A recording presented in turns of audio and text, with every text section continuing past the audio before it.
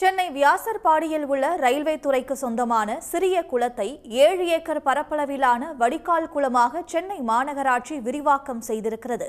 இதனால் வழக்கமாக மழை பெய்தால் குடியிருப்பு பகுதிகளில் 3 நாட்கள் தேங்கி நிற்கும் மழைநீர் தற்போது ஒரே நாளில் வடிகிறது.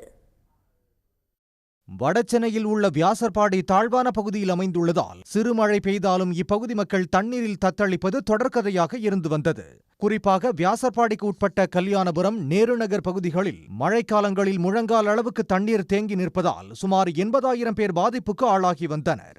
இந்நிலையில் பழைய கூட்செட் சாலையில் 2 ஏக்கர் பரப்பளவில் ரயில்வே நிலத்தில் இருந்த குளம் ஒன்றை சென்னை மாநகராட்சி உரிய அனுமதி பெற்று 7 ஏக்கர் பரப்பளவில் பெரிய குளமாக விரிவாக்கம் செய்துள்ளது.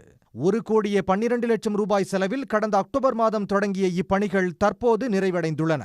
இதனால் வழக்கமாக இப்பகுதியில் மழை பெய்தால் 3 நாட்கள் தண்ணீர் தேங்கி நிற்கும் நிலையில் தற்போது தண்ணீர் சற்றும் தேங்கவில்லை என்கிறார்கள் அப்பகுதி மக்கள். இந்த வருஷம் தண்ணி நிற்கல. போன வருஷம்லாம் மழை தண்ணி ஒரு 3 நாளைக்கு நின்றுச்சு. இந்த வாட்டி பெஞ்ச மழைக்கு எதுவுமே தண்ணி நிற்கல. எல்லாம் அந்த சைடு மோட்ரு போட்டு எல்லாத்தையும் வலிச்சு எல்லாம் இது பண்ணாங்க.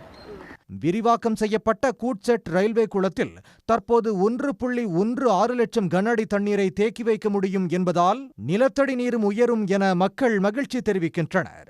குளம் நிரம்பிய பின்னரும் அதிகபட்சமாக வரும் மழைநீர் அருகில் உள்ள பக்கிங்காம் கால்வாய்க்கு சென்று சேரும் வகையில் 50 லட்சம் ரூபாய் செலவில் இணைப்புகளை ஏற்படுத்தவும் மாநகராட்சி திட்டமிட்டுள்ளது குறிப்பிடத்தக்கது. சன் நியூஸ் செய்திகளுக்காக சென்னை வியாசர்பாடியில் இருந்து ஹரிஹரன். உடனுக்குடன் செய்திகளை தெரிந்து கொள்ள சன் நியூஸ் பெல் ஐகானை கிளிக் பண்ணுங்க.